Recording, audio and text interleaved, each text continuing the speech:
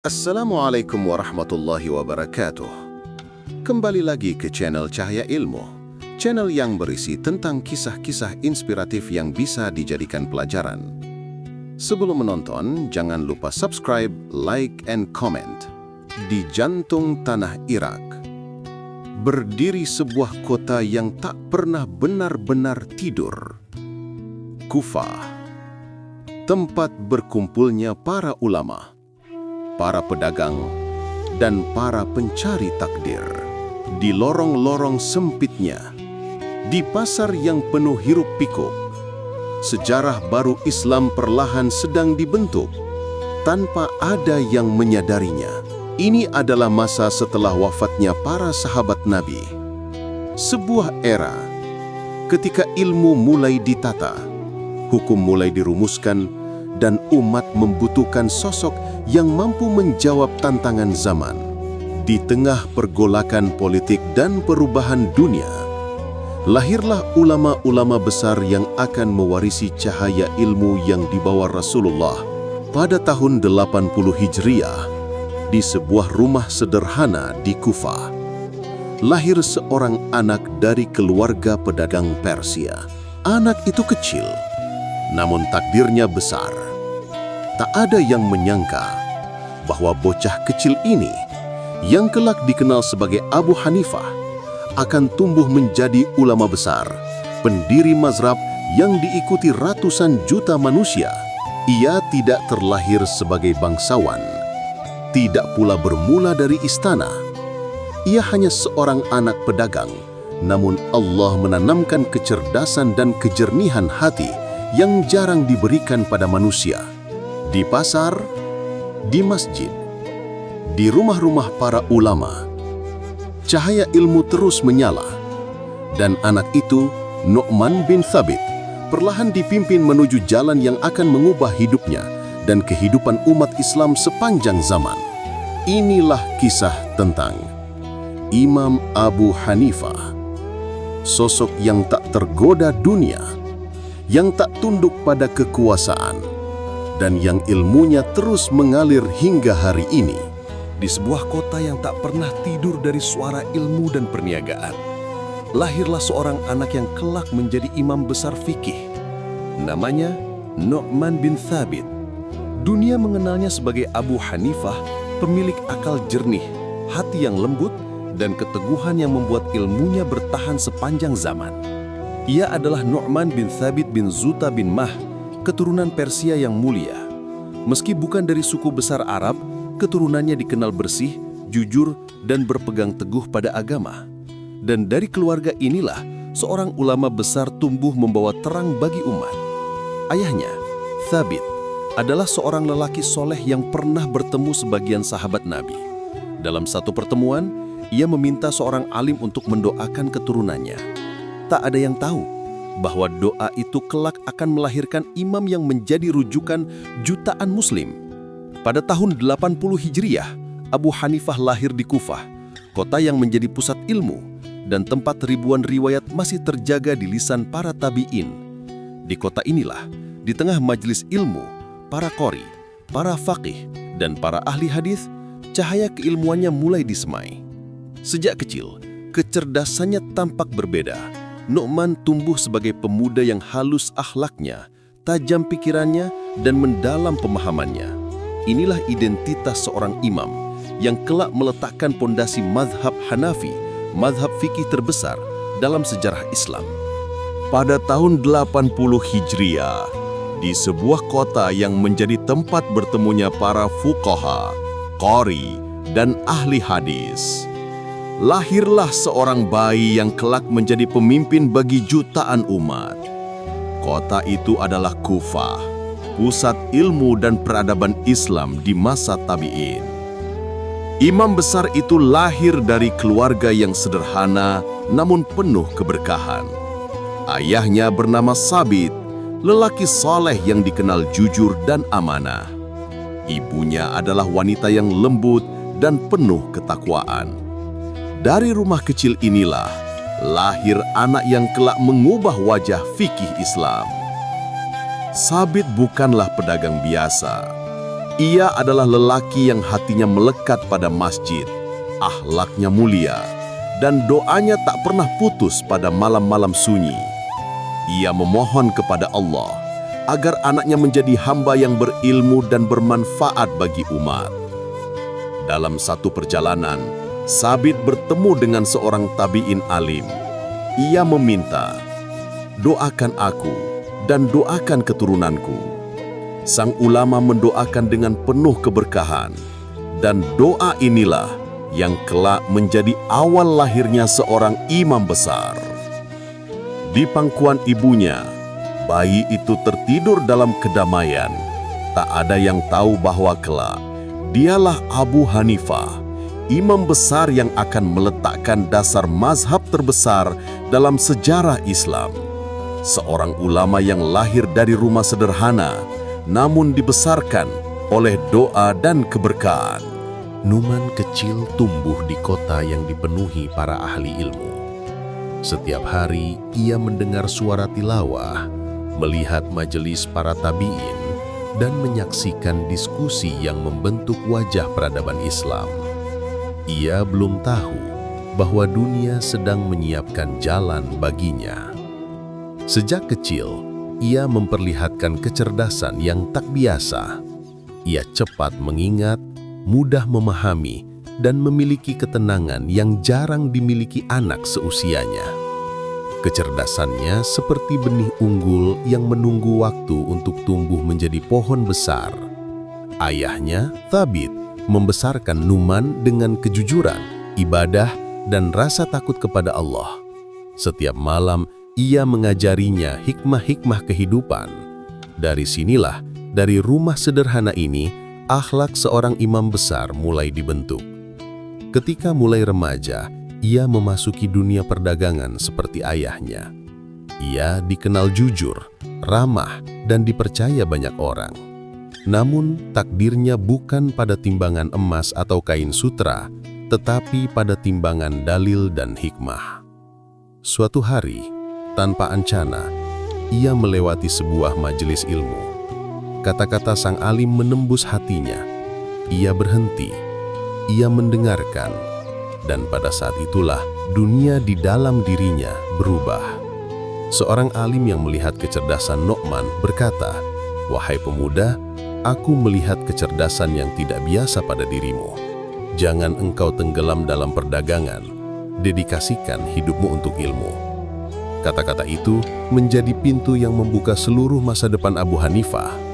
Hari itu, Numan menutup tokonya. Ia memilih jalan baru, jalan yang penuh ujian, perjuangan, dan rahmat, jalan ilmu. Dari langkah kecil itulah, lahirlah seorang imam besar yang dikenang sepanjang zaman. Ia duduk di majelis para ulama besar. Di antara gurunya yang paling berpengaruh adalah Hammad bin Abi Sulaiman. Sejak hari pertama, Nu'man terpikat oleh kedalaman fikih, dan dari sinilah perjalanan panjangnya sebagai penuntut ilmu dimulai. Di usia mudanya, Abu Hanifah mulai mendekat kepada para ulama besar Kufah. Namun satu sosok yang mengubah segalanya adalah Hammad bin Abi Sulaiman, ahli fikih yang disegani di seluruh Irak. Dalam majelis inilah, kecemerlangan Abu Hanifah pertama kali terlihat. Ia duduk jauh di belakang, tetapi setiap pertanyaan dijawabnya dengan ketenangan dan ketajaman yang membuat sang guru tertekun. Sejak hari itu, Abu Hanifah tidak pernah meninggalkan majelis Hammad selama lebih dari 18 tahun. Ia belajar bukan hanya hukum, tetapi juga adab, hikmah, dan cara berpikir. Kota Kufah adalah salah satu pusat ilmu terbesar umat Islam. Di sana berkumpul para tabi'in, mereka yang sempat berguru kepada sahabat-sahabat Nabi SAW. Abu Hanifah tumbuh di tengah lautan ilmu ini. Ia belajar hadis, fikih, bahasa, bahkan ilmu debat. Setiap hari, ia berpindah dari satu majelis ke majelis lainnya, mencatat setiap jawaban, setiap pendapat, setiap petunjuk. Ia tidak hanya menghafal, ia memahami, menganalisis, menyusun hukum dengan kejernihan logika yang kelak mengangkatnya menjadi salah satu ulama terbesar sepanjang masa. Setiap musim haji, Abu Hanifah melakukan perjalanan ke Makkah. Di sana ia berguru kepada salah satu tokoh besar Tanah Suci, Atta bin Abi Rabah, murid utama Ibnu Abbas radhiyallahu anhuma. Dalam majlis Atta, ia belajar keluasan fikih dan kehati-hatian dalam berfatwa. Guru agung itu terkenal tidak pernah menjawab kecuali setelah memastikan ilmunya benar-benar kokoh. Dari Makkah, Abu Hanifah membawa pulang ilmu yang menyempurnakan kecerdasannya. Perpaduan antara kedalaman fikih Irak dan kebijaksanaan ilmu Hijaz. Untuk memperluas ilmunya, Abu Hanifah melakukan perjalanan ke berbagai negeri. Ia bertemu para ahli hadis, mendengar riwayat dari puluhan guru. Baginya, setiap perjalanan adalah pengorbanan, setiap riwayat adalah amanah. Dalam kesunyian malam gurun, Abu Hanifah menulis, merenung, dan berdoa. Semakin jauh ia berjalan, semakin dalam kesadarannya bahwa ilmu adalah jalan panjang yang ditempuh dengan kerendahan hati. Setelah hampir 2 dekade mengiringi sang guru, hari itu tiba, hari yang tidak pernah dibayangkan Abu Hanifah. Hamad bin Abi Sulaiman memanggilnya ke depan di hadapan seluruh murid. Dengan suara tegas, Hamad berkata, "Mulai hari ini, engkau yang memimpin majlis." Seluruh ruangan terdiam. Di bawah pilar-pilar Masjid Kufah, seorang ulama besar sedang lahir.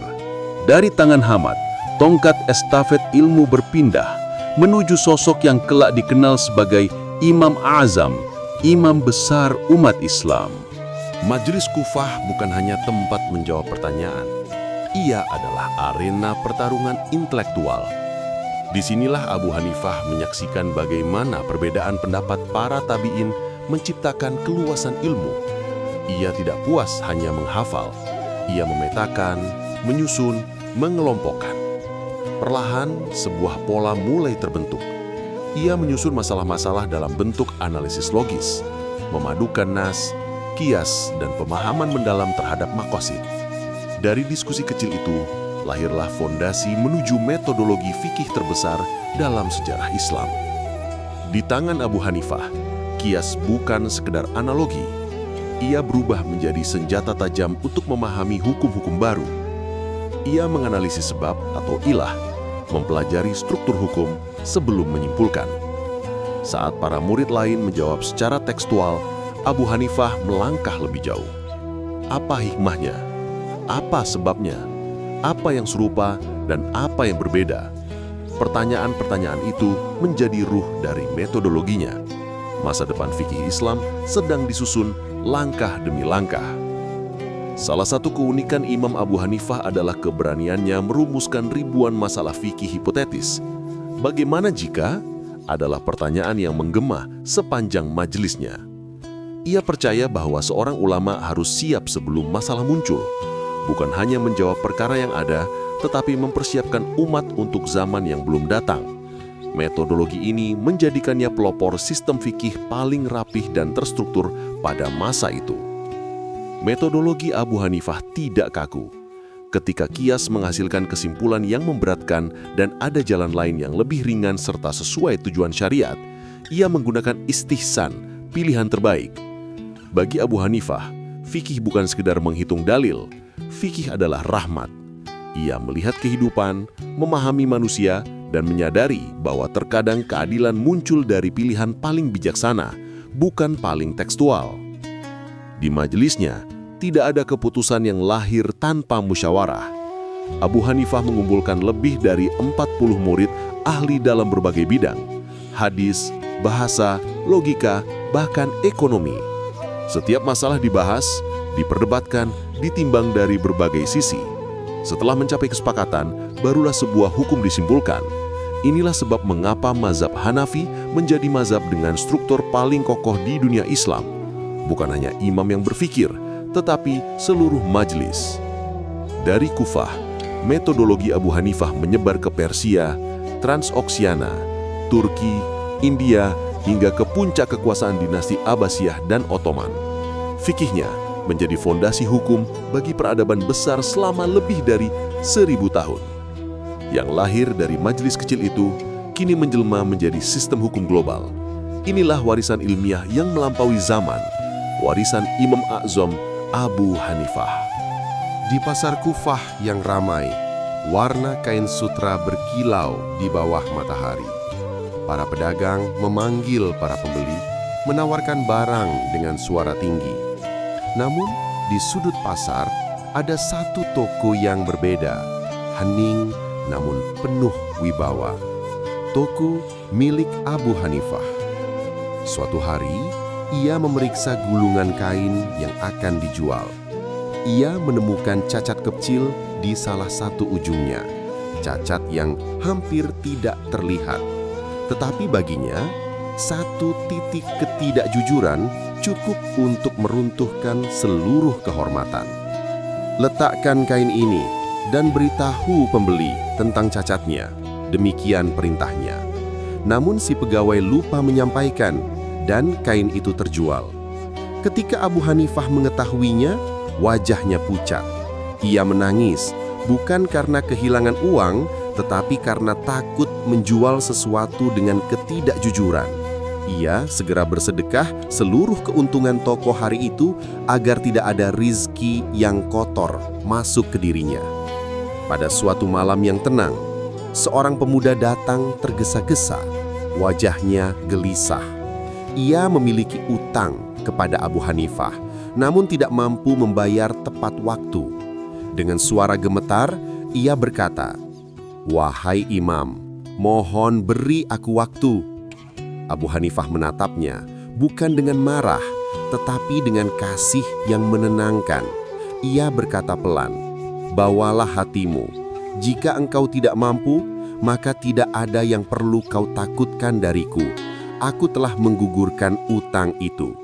Pemuda itu menangis tersungkur.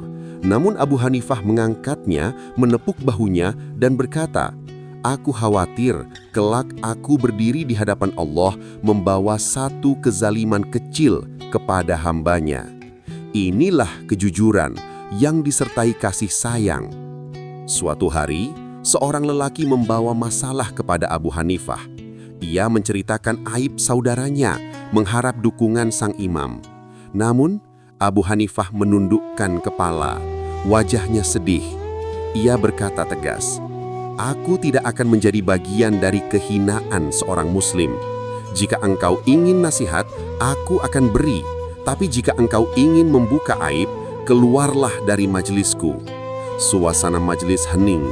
Para murid menunduk, merasakan getaran kata-kata itu. Akhlak bukan hanya penyampaian, tapi perisai bagi kehormatan sesama. Pernah suatu hari, Abu Hanifah menyinggung seseorang tanpa sengaja dalam debat ilmiah.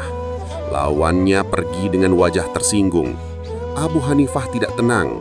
Malam itu, ia berjalan keliling kota mencari lelaki itu. Ia mengetuk pintu rumahnya berkali-kali, membawa makanan dan hadiah sebagai bentuk permintaan maaf. Namun lelaki itu tak kunjung keluar. Menjelang subuh, murid-murid menemukannya berdiri di sisi rumah itu. Wajahnya lelah, tapi matanya penuh ketulusan. "Aku khawatir tidurku menjadi saksi kezaliman," ujarnya. Akhlak bukan sekadar kata, ia adalah perjuangan jiwa. Hari itu, majelis ramai. Seseorang bertanya, "Wahai Imam, dari mana engkau meraih derajat ini?" Abu Hanifah tidak menjawab dengan bangga. Ia menunduk dan berkata pelan, "Dengan menjaga hati dari yang haram dan menjauhi kotoran dunia, ilmu tidak akan tinggal di dada yang gelap." Murojaah ini, akhlak bersih, hati jujur, integritas yang tidak bisa dibeli, itulah yang menjadikan namanya harum sepanjang sejarah Islam. Pada masa kekuasaan Bani Umayyah, terjadi gejolak politik yang tidak pernah reda. Para penguasa membutuhkan legitimasi, dan mereka tahu suara seorang imam besar lebih kuat daripada ribuan prajurit. Pada suatu pagi, utusan khalifah datang dengan pakaian kebesaran. Ia menyampaikan tawaran, "Wahai Abu Hanifah, engkau kami pilih sebagai Qadi Agung, hakim tertinggi negara. Semua orang terpukau. Jabatan yang ditawarkan adalah kekuasaan dan kemuliaan dunia yang tak terbayangkan. Namun imam besar itu hanya tersenyum tipis. Aku tidak layak untuk jabatan itu, jawabnya. Bukan karena tidak mampu, tetapi karena tidak ingin terikat pada kekuatan yang bisa membelenggu kebenaran. Khalifah tidak menerima jawaban itu. Utusan kembali menemuinya. Jika engkau menolak, engkau berdusta atas dirimu sendiri, katanya. Abu Hanifah berdiri, menatap lurus, dan menjawab dengan tenang. Jika aku dusta, maka aku memang tidak layak menjadi hakim. Jika aku jujur, maka aku juga tidak layak untuk menjadi hakim. Maka, lepaskan aku dari urusan dunia kalian. Jawaban itu tajam, logis, bersih dari kepentingan, menghantam keras keangkuhan kekuasaan. Penguasa semakin marah, Abu Hanifah dipanggil ke istana. Ruang itu megah, lantai marmer berkilau, namun suasananya menegangkan seperti medan perang batin. Khalifah bertanya dengan nada berat, "Mengapa engkau selalu menolak perintah kami?" Abu Hanifah menjawab tanpa gemetar, "Karena aku tidak ingin membadaikan agama demi dunia. Bila aku salah, aku takut kepada Allah. Bila aku benar, aku takut kepada kalian." Ketegasan itu membuat istana sunyi, seakan seluruh ruangan menahan napas. Dalam satu kasus, penguasa memaksa Abu Hanifah untuk memberikan legitimasi terhadap keputusan politik yang tidak adil. Ia diminta menandatangani pernyataan palsu. Abu Hanifah menolak mentah-mentah. "Aku tidak akan berdusta untuk menguatkan kezoliman." Pengawal mengangkat cambuk, tetapi mata Abu Hanifah tetap tidak berubah. Tidak ada rasa takut, tidak ada keraguan. Ketegasan itu menjadi bukti. Hanya Allah yang beliau takuti. Penguasa akhirnya menjatuhkan hukuman. Abu Hanifah dipenjara. Ruang gelap itu dingin dan lembab, tetapi hatinya tetap seterang cahaya tauhid. Di dalam penjara, ia menghabiskan waktu dengan mengulang hafalan Quran, mengajar sesama tahanan, dan berdoa dalam sujud panjang. Kebenaran memang tidak selalu membawa kenyamanan, tetapi ia selalu membawa kemuliaan. Dari ruang istana sampai penjara gelap, ketegasan Abu Hanifah mengguncangkan seluruh dunia Islam. Ia bukan melawan dengan pedang, tetapi dengan kebenaran. Itulah warisan besar seorang ulama besar. Keberanian menjaga agama, meski harus berhadapan dengan kekuatan yang menekan. Dan hingga hari ini, namanya tetap berdiri tegak sebagai simbol integritas ulama yang tidak pernah bisa dibeli oleh dunia. Meski Imam Abu Hanifah tidak menulis kitabnya sendiri, kejayaan ilmunya tidak pernah hilang. Para muridnya yang jenius menuliskan setiap pelajaran yang keluar dari lisannya, menjadikannya warisan yang abadi. Dari lembah Kufah hingga pusat peradaban Baghdad, nama Abu Hanifah hidup dalam lembar-lembar ilmu yang terus diwariskan dari generasi ke generasi. Di antara karya besar yang dinisbahkan kepadanya adalah Al-Fiqh Al-Akbar, kitab akidah ringkas yang menjadi dasar pemahaman Ahlus Sunnah. Dan juga Al-Fiqh Al-Absat, karya tentang teologi yang memperlihatkan kejernihan pemikirannya. Setiap lembar mencerminkan kecerdasan, kedalaman, dan ketulusan seorang imam yang menjadikan ilmu sebagai jalan hidupnya. Dari Kufah, mazhab ini tumbuh, meluas, dan akhirnya menjadi mazhab terbesar dalam dunia Islam. Mazhab yang dipilih oleh dinasti Abbasiyah, Turki Utsmani, para ulama negeri-negeri Asia Tengah, India, Pakistan, hingga sebagian wilayah Afrika. Mazhab Abu Hanifah menjadi pedoman hukum bagi jutaan umat Islam selama lebih dari 1000 tahun. Keunggulan mazhab ini bukan hanya pada luasnya pengikut, tetapi pada metodologinya. Dalil Quran dan Sunnah sebagai fondasi utama, pemahaman mendalam terhadap asbabun nuzul dan maqasid, penggunaan kias yang tajam, penghindaran terhadap hadis dhaif dalam hukum, dan rasionalitas yang tetap tunduk pada wahyu. Sebuah metode yang membuat hukum Islam relevan di berbagai wilayah dan zaman. Di tangan mazhab Hanafi, fikih menjadi solusi, bukan beban. Mereka menyusun hukum untuk menjaga stabilitas masyarakat, memudahkan urusan kaum fakir, dan menghindari kesulitan yang tidak perlu. Sebuah mazhab yang lahir dari pemikiran yang dalam dan kasih sayang kepada umat. Hari ini, ketika nama Abu Hanifah disebut, maka yang hadir adalah sebuah peradaban, bukan sekadar individu. Mazhabnya menjadi salah satu pilar utama peradaban Islam, menjaga akidah, ibadah, dan hukum bagi umat sepanjang zaman. Warisan yang tidak pernah padam dari seorang imam yang hidupnya dipenuhi ketakwaan, kecerdasan, dan keberanian. Di usia senjanya, Abu Hanifah menghadapi ujian paling berat. Penguasa memaksanya menerima jabatan qadhi, jabatan yang ia tolak demi menjaga amanah ilmu. Keteguhannya membuat ia dipenjara, namun di balik jeruji itulah tampak kemuliaan jiwanya. Di tempat sempit itu, ia tidak berhenti mengajar. Ilmu tetap mengalir dari lisannya, menembus dinding penjara, menjadi cahaya yang tak mampu dipadamkan oleh kekuasaan.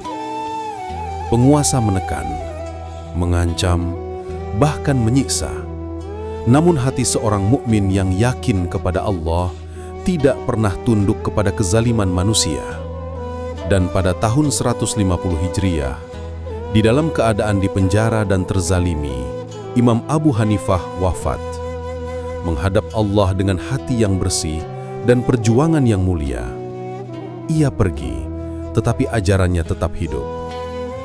Begitu berita wafatnya tersebar, Baghdad menangis. Ribuan manusia memenuhi jalan-jalan kota. Banyak riwayat menyebutkan, sholat jenazah Abu Hanifah diulang puluhan kali karena begitu banyak orang yang datang bergelombang. Inilah penghormatan umat kepada seorang imam yang hidupnya adalah pengorbanan. Abu Hanifah telah pergi, namun cahaya ilmunya menerangi negeri demi negeri, menembus abad demi abad. Ia meninggalkan dunia, tapi warisan ilmunya menjadi peradaban.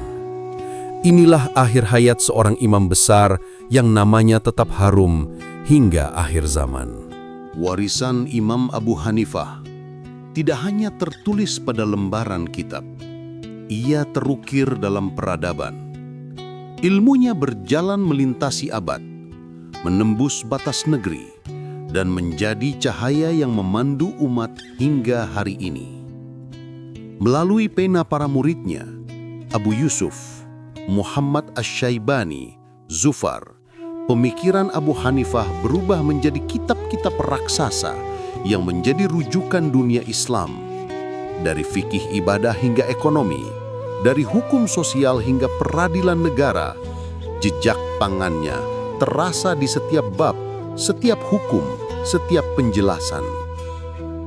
Pada puncak peradaban Islam, mazhab Hanafi menjadi fondasi hukum bagi kerajaan besar Abbasiyah, Turki Utsmani, Kesultanan Delhi, Samarkand dan Bukhara.